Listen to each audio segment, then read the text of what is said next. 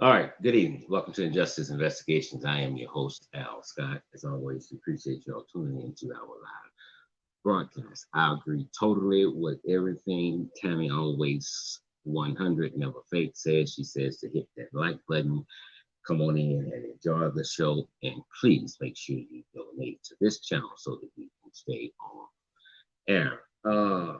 Miss Winfrey, you have been waiting for 2 days.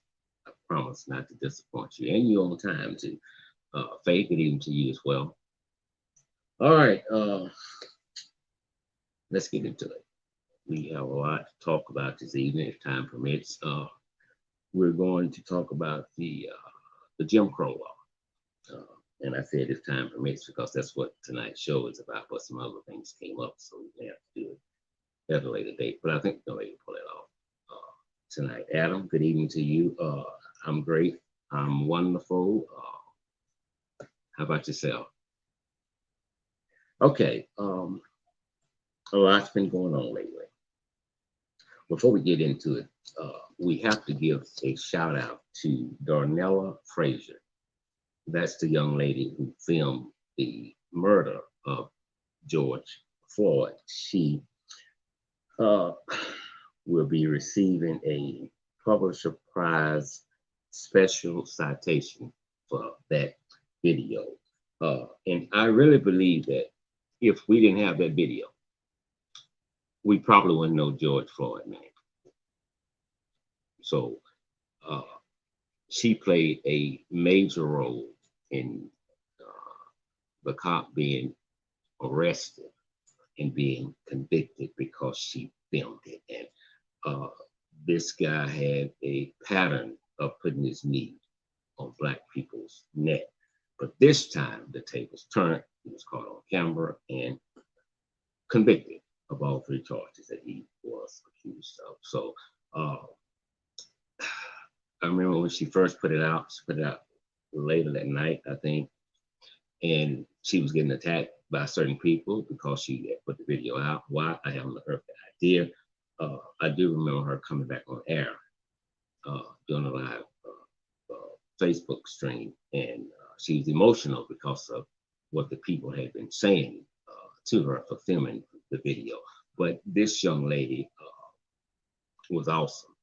She did what needed to be done. She stood there and she filmed it. So, and she's very emotional about the things that people were saying. I remember telling her, don't listen to them. If you stop reading, if you stop reading the comments, you'll never ever know what the hell someone is saying. But just as well as there was people that were against her for doing that, she had a whole lot of people that praised her for what she did. Miss Winfrey says yes, she did. And we are grateful for her. Exactly. She is to be recognized. She has to be. You know, she even testified in the courtroom. So that recognition is well deserved. Okay. Alton Sterling family has agreed to settle their case for $4.5 million in the death of their loved one. That came about earlier today. Again, Alton Sterling family has settled for $4.5 million. Mary Elizabeth, good evening to you. Welcome, welcome, welcome. Thank you so much. Okay. There is there was a situation in July 2020. I think it was January the 9th, I think, but I know it was in July 2020. A young lady by the name of Janice Harper. She was being pulled over by a Arkansas state trooper. Now, we know there's dash cam video.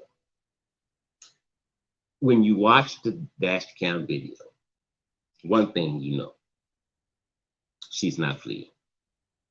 She's not speeding. She's not ignoring the trooper that's behind her. What she is doing is driving slow, trying to get to a well-lit area. He can't wait. He performs what is called, I think, the pit maneuver to get, bump the car, get it to turn around, and get whoever they're after. That, in my opinion, was totally unnecessary. It was just a damn a violation of speeding or something. That was totally unnecessary. When he hit the vehicle, her vehicle, it flipped over.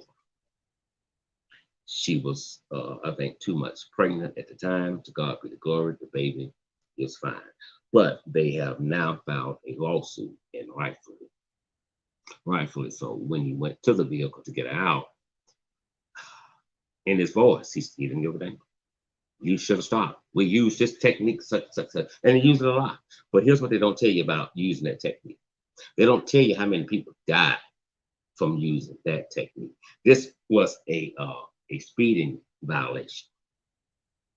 She hadn't robbed no bank. She wasn't part of the thugs on January 6th that tried to overtake the U.S. Capitol. Arkansas law is really on her side because it tells their residents to do just that. You slow down, you put on your hazard lights, and that's exactly what she did. Dominique Jackson, good evening, good evening, good evening to you. So, I don't know what's going on with the officer, if he's going to face any penalties for what he did or not. There is a Chicago police officer who has been arrested for his part in the January 6th thugs try to take over the United States Capitol. His response to his arrest is simple. I went there to save the nation. I don't know what the hell he means by saving the nation. This country was going downhill extremely fast.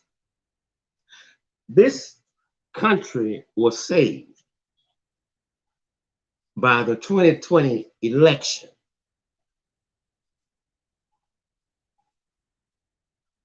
That's when it was saved. Because Donald Duck had been evicted from the White House. So we didn't need his help to try and save the nation. We didn't. Sandy Miller from South Carolina, good evening to you. Miss Hot Pink is back in the house. Love you big time. Thank you, thank you. So that response doesn't make any earthly sense. And I tell you why it doesn't make any earthly sense, because it's a damn lie. If you pay attention to what's going on, you would come to one conclusion. Something bad is getting ready to happen in the United States, and it's inevitable. It has to happen. And what's going to happen will cause a lot of people to be hurt, some will die. We are dealing with an extremely crooked system. We are dealing with a system who is nothing but a system of pawns and links. And if you don't play by the Republicans' rules, then you are considered part of the problem, and you must be dealt with accordingly. Ms. Winfrey says, that's funny. Save the nation from who? Exactly. Duh. From who? So, okay. Trump, Donald Duck, I think it's happened 2 weeks ago. I'm sure you all know by now, has been suspended from Facebook and Instagram, I think, until 2023. And one of the many reasons she has been suspended is because of the speech she gave a few days ago, still peddling that lie that he won the election. And he didn't. He didn't. And the Republicans who keep going along with that bullshit, they know that he didn't. They know it. They know it.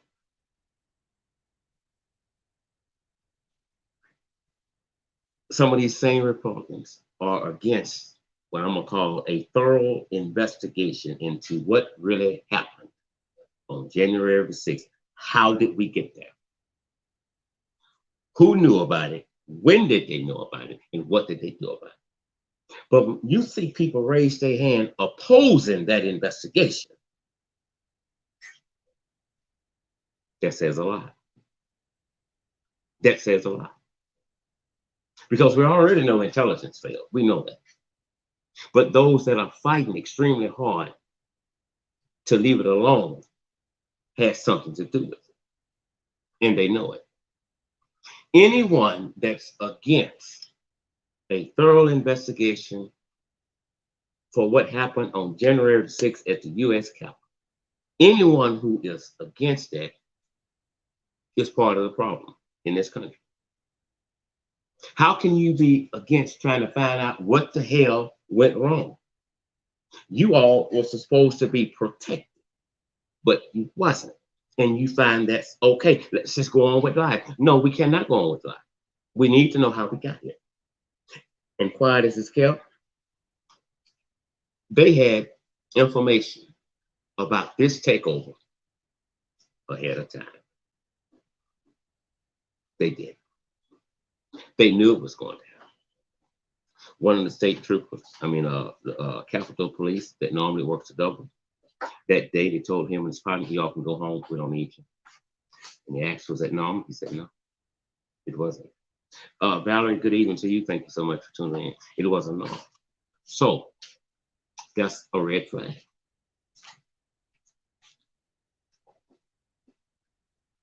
The National Guard.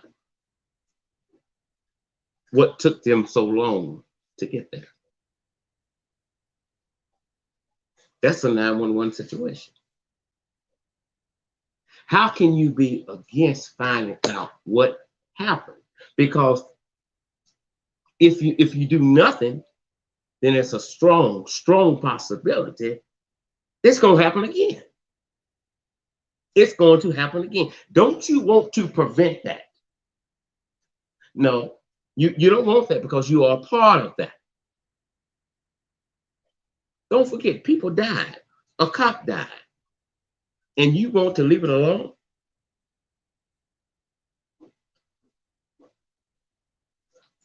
That speaks volumes. It speaks volumes.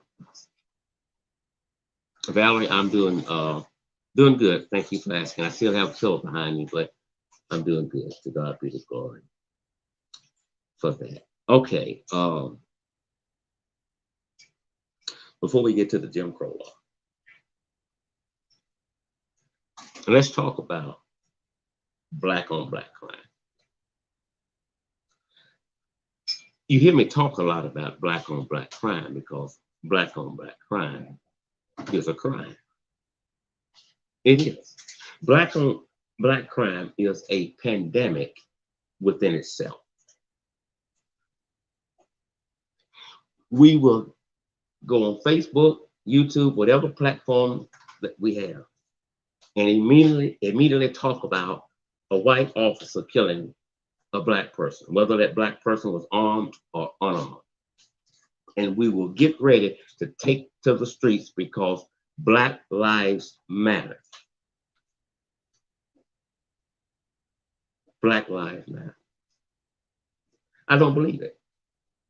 The people that do the most protesting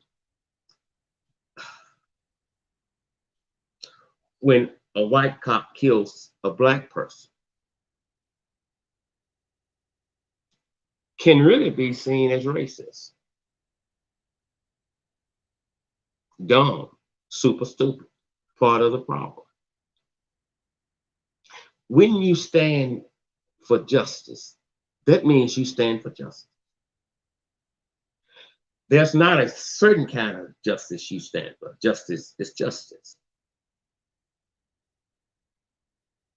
So if you can march, protest, when a white cop kills someone black, I don't know why you all don't do it when it's black on black. That lets me know that you love your people. But when you do otherwise, it's simple. We can either be seen in public doing something or seen in public doing absolutely something close to nothing. Mary Elizabeth says, while we are being entertained by thieves. That's it. It's as simple as that. But you don't, some people just don't see black on black crime as a problem, but it is. We can have a prayer visual, stop the violence rally, stop the shootings rally, stop the killing rallies. That don't mean a damn thing. If it had,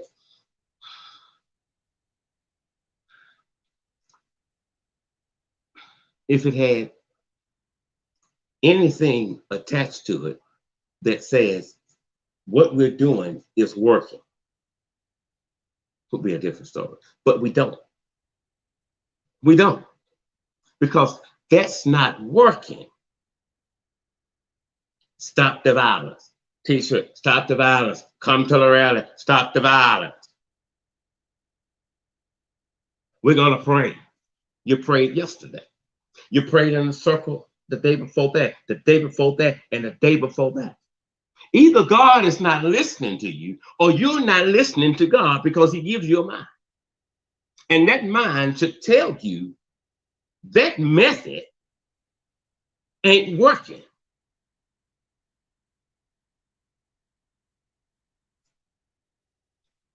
I'm glad to be back, Sandy. Thank you so much. It's not working. So you have to go and say, well, people, how can we address this in a more positive way that will probably yield some positive results? Praying ain't working. The rallies ain't working. You and cops walking through the neighborhoods, talking to the citizens, asking them what's wrong. They know what the hell is wrong. They live there. You know what the hell is wrong. That's not going to do anything. When it comes to some blacks, here's what's going on. If I don't value my life, who do you think I'm going to value your life? Think about it. Some blacks have been down for so long until being down just doesn't bother them anymore. But because I'm down and the position that I'm in, my current state, I have a I don't give a fuck attitude about me or you. So there's a problem. And the problem is internal. You don't, those that do the shooting and the killing, black on black crime, they don't value life. They don't. So we have to get to a point to where we start teaching people how to value their life so that they will automatically value other people's life just like they value theirs. Sometimes your current situation and your past keeps you trapped. It keeps you trapped. And you get trapped into that I don't give a fuck attitude because you think this is how it is for black people. This is how it always was for black people. This is how it always will be for black people. And that's bullshit. But if protesters really want to do something positive that I believe will yield change, we have to start addressing black on black crime. If you don't give white cops a pass for killing somebody black and you're black, how in the hell can you give a black person a pass for killing another black person? That don't make any sense. You can blow a damn bullhorn all day long. Address black on black crime. Address black on black crime. I can't get nobody to love me until I first love myself. I can't get nobody to see me in a different light until I first see myself in a different light. And if you've been to prison, we can sit here and join their pity party. Well, you know, I can't get a job, can't go nowhere. White folks don't want to give me that. No, nobody's going to give you shit. That's not the way it is. It's not set up Gimme, gimme, gimme, gimme. That's not how it works.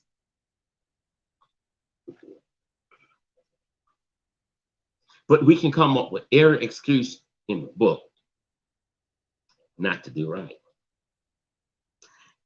If you've been to prison, like I have, you're convicted of, like I am, the doors are not opening for you. Okay? Here's what you have to do. You have to go and sit down and figure out what you're good at, and then make your own magic. Create your own job. But I'm not going to join the pity party. I'm not. It is ridiculous how black on black crime in this country is not addressed.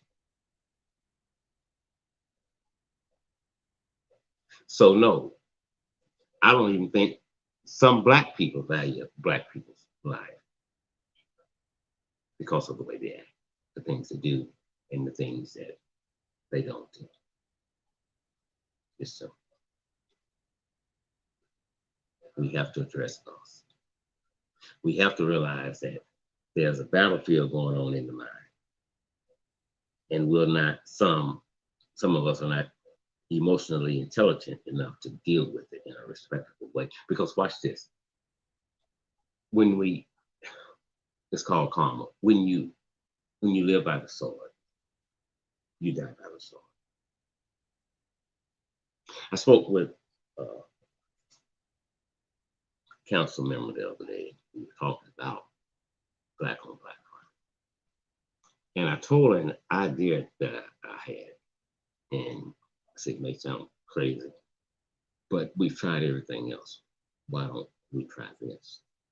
And I told her what I was thinking. She liked it. But something she said, 3 words, when that conversation ended, stayed with me all day. That night, I woke up the next morning thinking about those 3 words. She said, that first scream,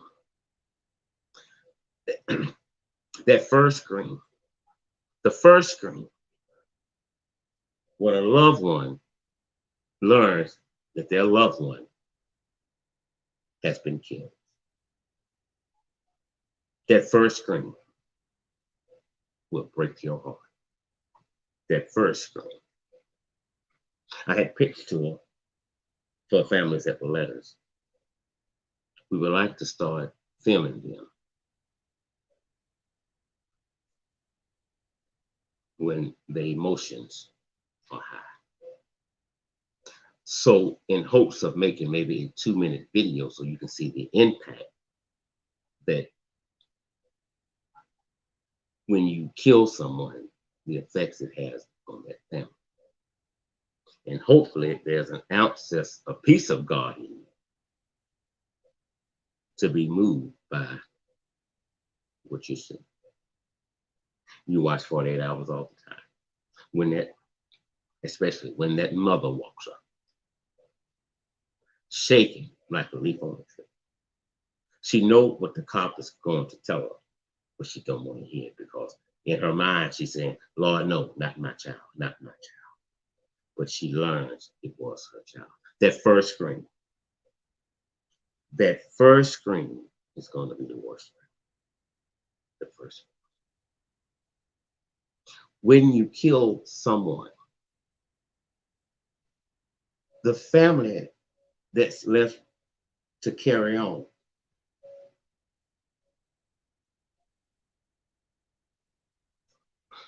will tell you that when you lose someone, especially through violence, that you kill a piece of them also. And grieving never ends. It doesn't. When grieving about a loved one's passing doesn't bother you any more than something's wrong, you need to go sit down. We will grieve a little baby die. Not to mention a lot of innocent bystanders being killed. That first scream that will stop you in your tracks. It is time that we get to the root of the problem when it comes to black on black crime. Too many have low self-esteem about themselves. They don't value their life. They don't value your words. They don't value your life. Telling them to stop won't do it. It just won't. They feel they have nothing to live for. I like what comedian Mike Epps said one time about black on black crime being, killed by the police or beat by the police.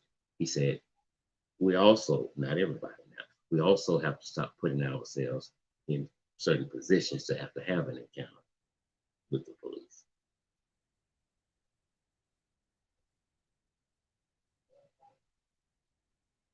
Everybody is somebody's child.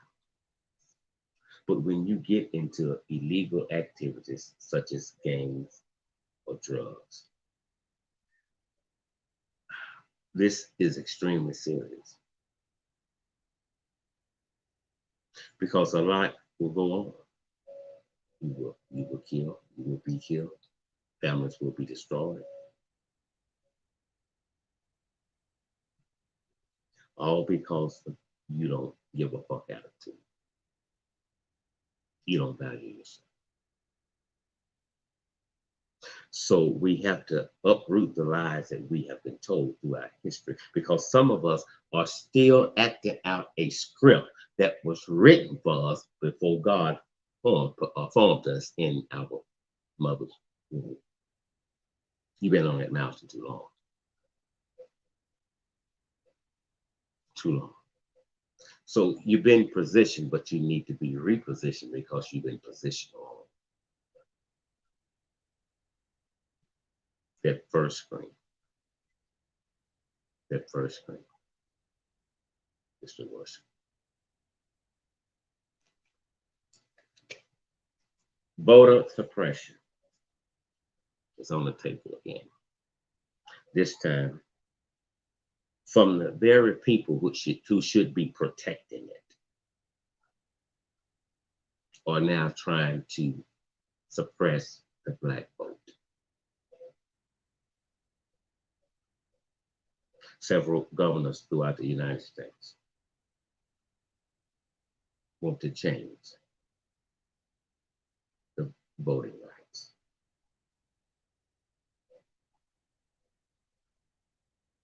They want to limit the number of ballot boxes that is put in a neighborhood. If there was 98 and 93, we're going to drop that down to 24. We're going to make it extremely hard for you to vote through by mail because most people that vote by mail are Democrats and they're black. It's the same thing happened back in the day when they finally said, okay, you niggas can vote. But when they walked in to cast their vote, I think I'm going to pull it up after the show. Yeah, you seen those big pickle jars, right? They will be in there. And blacks would be told, you can vote if you can guess how many jelly beans in that jar. And today, 2020, it's repeating itself. And some whites get mad when we talk about what happened in back then, and we'll just leave it alone, as they say, and go on with life. We cannot do that simply because the past continues to be the present. You don't get to kick my ass and tell me not to complain about it or remind you of what you did to me. It doesn't work that way. This country is on life support. Donald Duck is still a major threat to this country.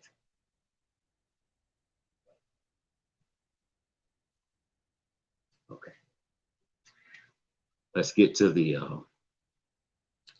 what I'm calling Louisiana 10-2. A while back, an attorney in Shreveport spoke with, I think it was Shreveport time, she's a white woman. And she began to tell things that the system didn't want to get out. Mind you, this was a public defender, but I've seen her work in the courtroom, and when I watched her the first time, oh, I know she's paid. She don't do that. A public defender, she don't do that. But yes, she did. She exposed the system.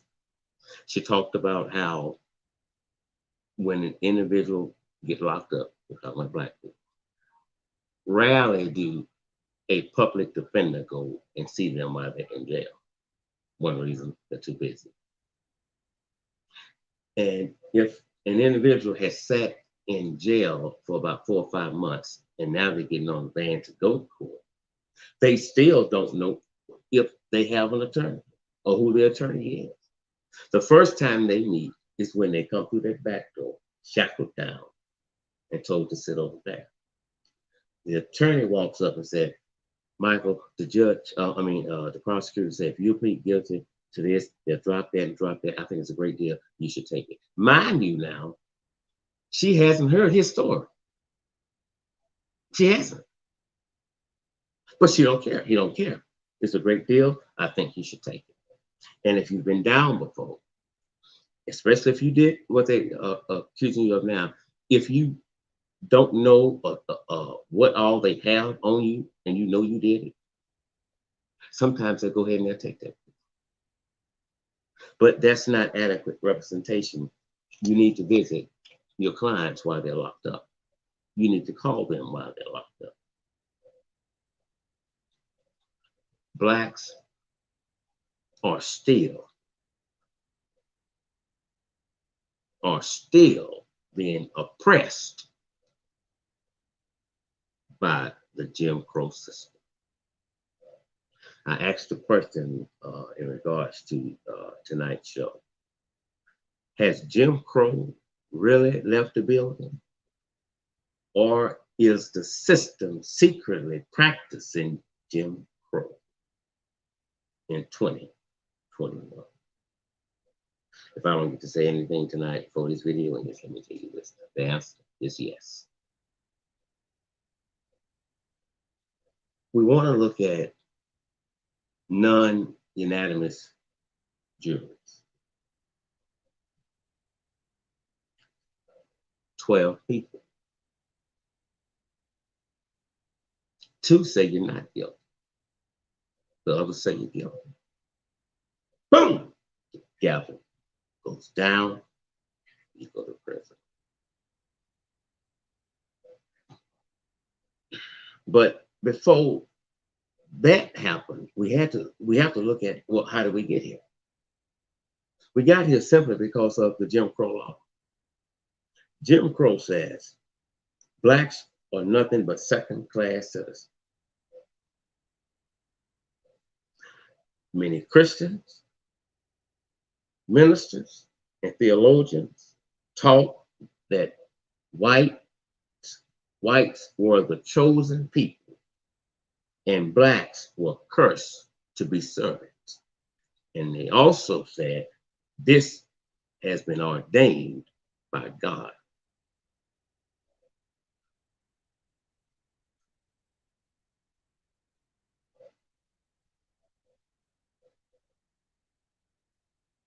Jim Crow said that whites are superior to blacks in all important ways, including but not limited to intelligence, morality, civilized behavior, sexual relationship between blacks and whites will not be tolerated.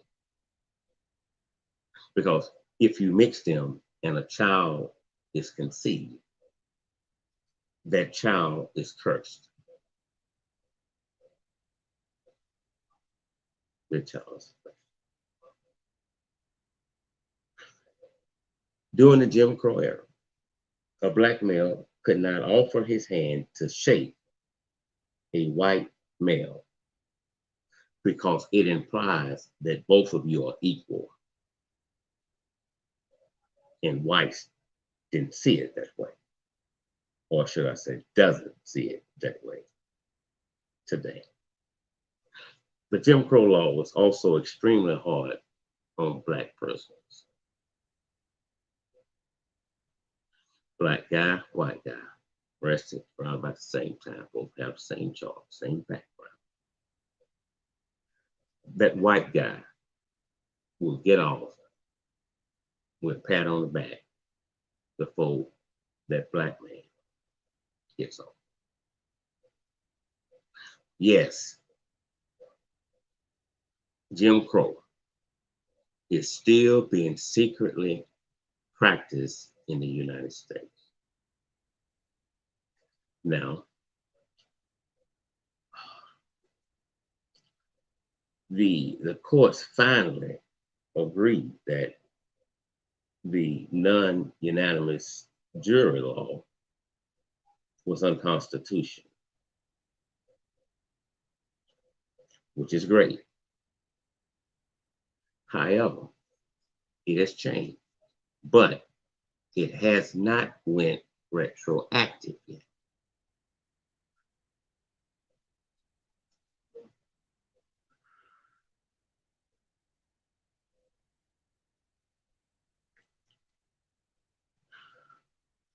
The Supreme Court said recently that we're not going to make this retroactive, at least not now. But here's what the, Justice Kavanaugh said, that they didn't think that needed to be done. But the prosecutors in Louisiana, if they so desire, can pull that case and set an individual free. I'm gonna play you some of just what was said.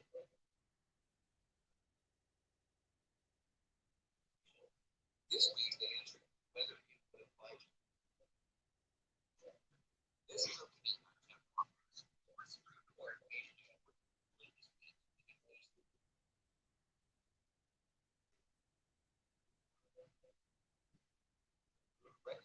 the High Court had already found that convictions reached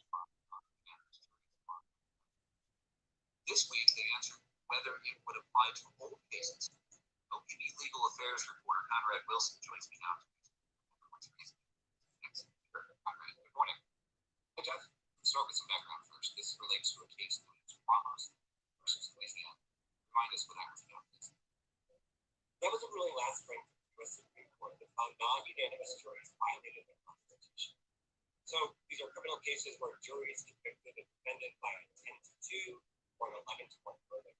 Basically, there were jurors that didn't think that there was enough evidence to convict that charge. Oregon, Louisiana are the only two states in this one. So the Supreme Court overturned precedent, which is a big deal, by finding non-unanimous juries unconstitutional. But it also opened up a significant question. Does that apply retroactively? Basically, what about old cases where people were convicted by non-unanimous juries? Does this ruling apply to those? Which brings us to this week's ruling. The Supreme Court considered another case that involves non-unanimous juries. It's called Edwards versus Illinois. Justices could have thrown out convictions for anyone found guilty by a non-unanimous jury, regardless of what happened, but they didn't. Why?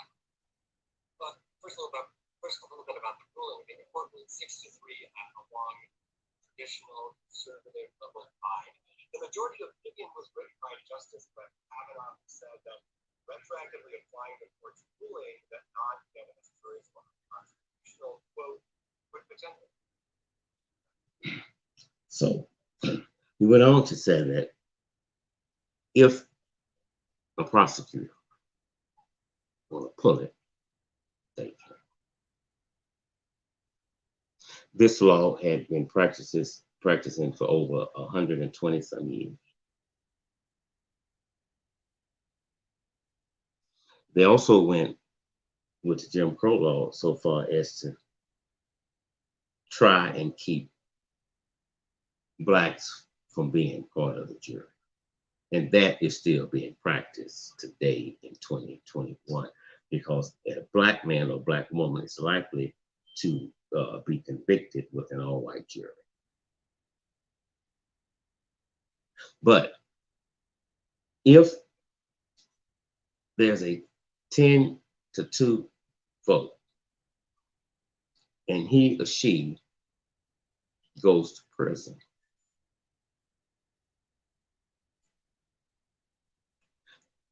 you have to wonder why 2 said they were not guilty.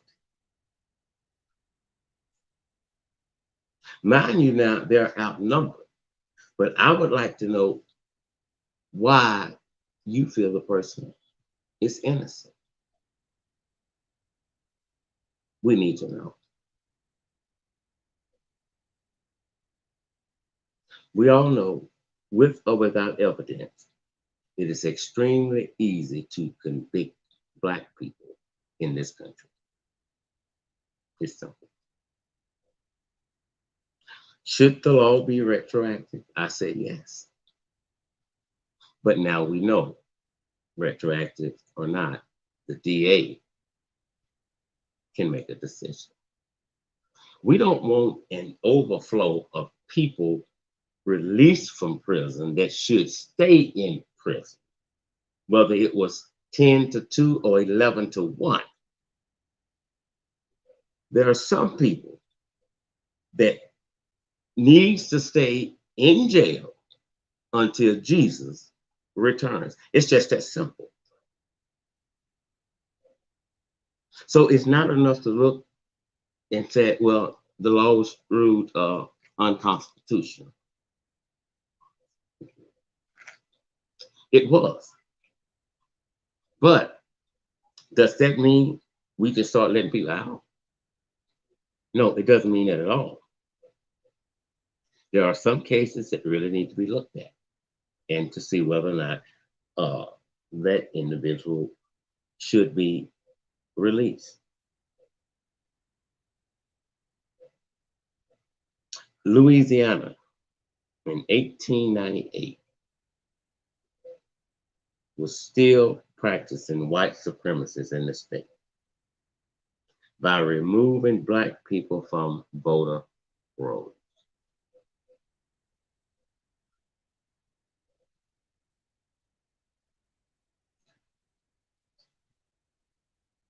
If there's an ounce of doubt, we can't convict.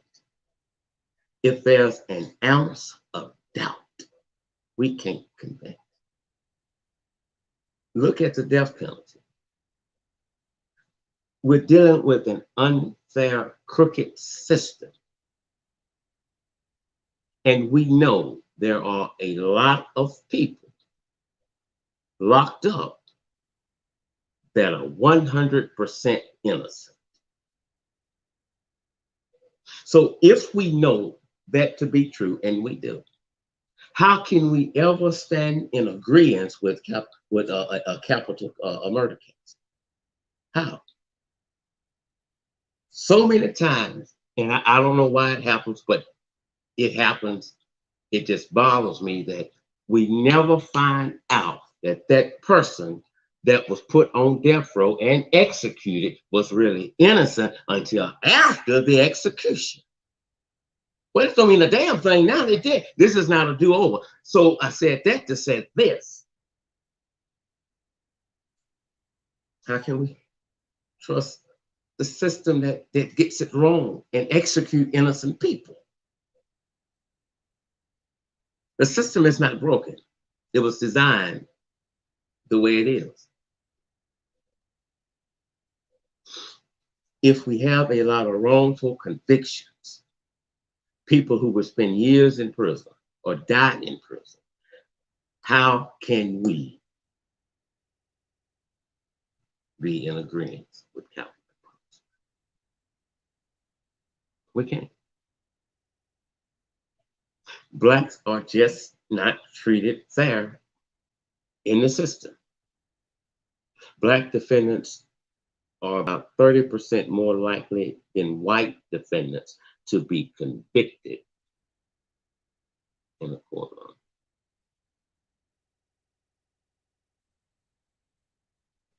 If a prosecutor stands for justice, and we now know that we knew from years ago that this law was unconstitutional, but if a prosecutor really stands for justice, opening these cases up is a part of justice.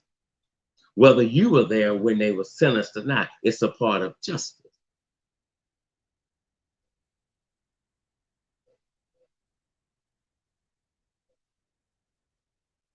Mr. Washington, good evening, sir. Welcome, welcome.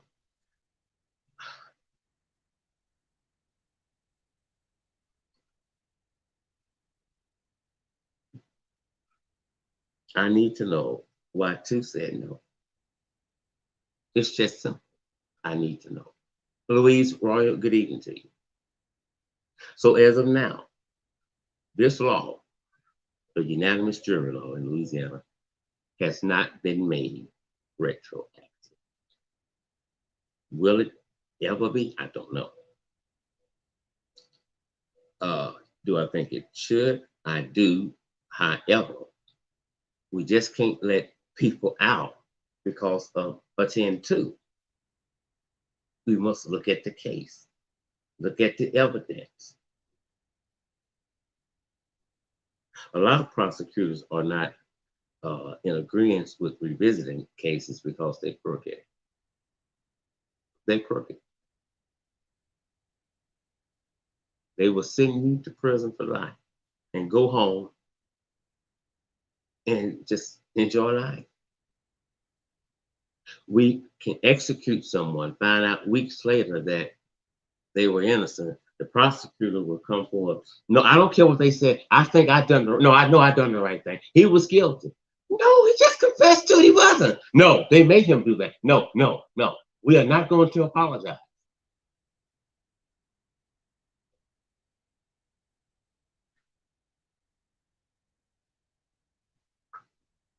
Everyone deserves a fair trial in this country. Everyone deserves and must have due process of the law. But just as hard as we work to convict, I believe prosecutors must work just that hard to make sure they're convicting the right person and not out to have a lot of convictions up under your belt because one day you want to run for another office.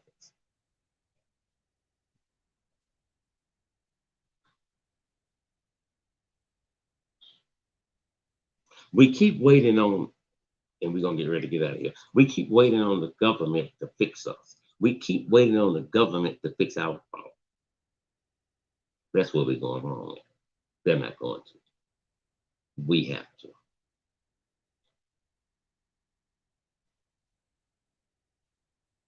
Jim Crow is still being secretly practiced in the United States.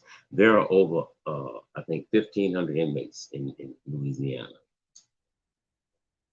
that had a jury trial. Mind you, again, all of them are not going to come out, but every case needs to be looked at. Dana Hudson, good evening to you, every case. So 3 weeks ago, Supreme Court, no, they're fine. That's not justice. That's not justice. So we have to police the system that's crooked. Don't ever forget when they wrote the words, "We the people." Blacks were not considered people. What, 3/5 of them? Monkeys, boys, niggers.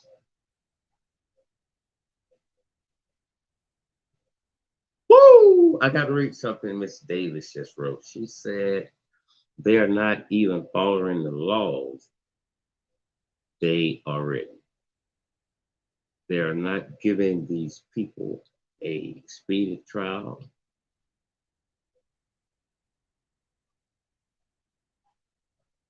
Sitting in jail for years. I'm glad you said that. It's easy to walk them in a jail cell.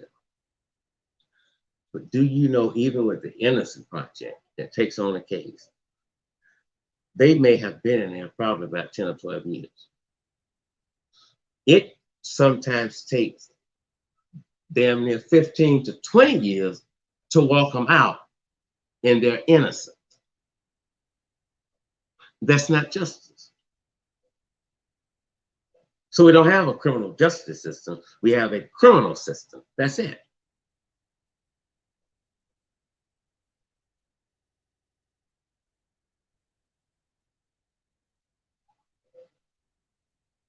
When you know you did right, pulling old cases should be the thing to do. Hopefully, one day we'll be able to come on air and tell you that it is retroactive. But we really don't have to wait for that. Don't forget the prosecutors. Where you at right now, Louisiana, has the power to pull that case and look at it. And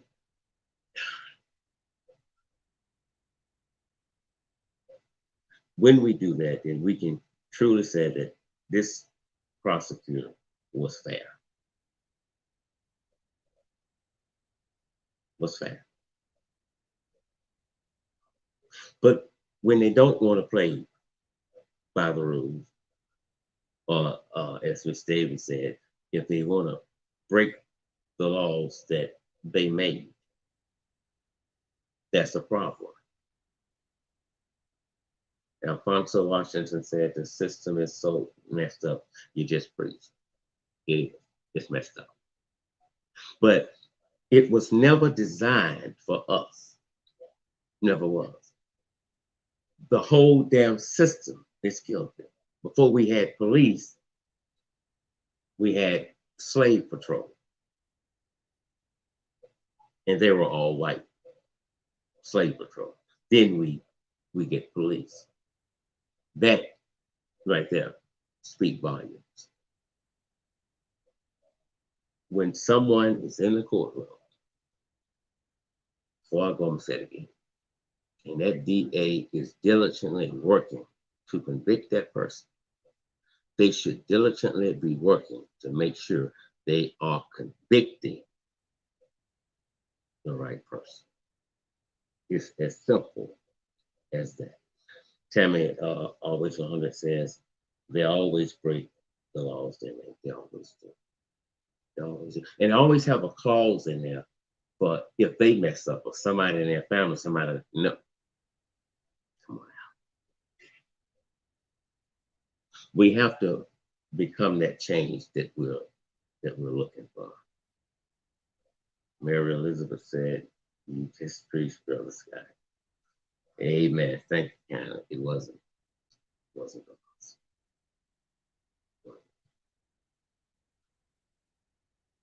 We're still practicing Jim Crow in 2021.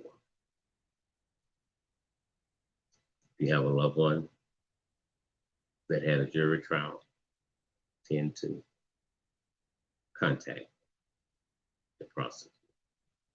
Ask to meet with them. Discuss the case. I don't know why it's so hard for a prosecutor to say, we're going to look at all of them. It may take some time, but we're going to look at every case. I can respect that. And I know in doing that, it won't happen overnight. But at least you're being fair. I'm Al Scott with Injustice Investigation. As always, we appreciate you all tuning into tonight's broadcast. We'll be back, I think, Tuesday, if we don't come back within the next hour, a couple of days, about some more information on Sister Donald Duck. She's really showing her ass these days. So we wanted to get to her tonight, but we didn't get a chance. Okay, remember, we don't charge anyone for the work that we do for them. Your donation pays for that case. It's as simple as that. when it fails on money, then well, I think you know the end result. I'm Scott. Remember, I'm not always right, and you're not always wrong. Y'all have a good night.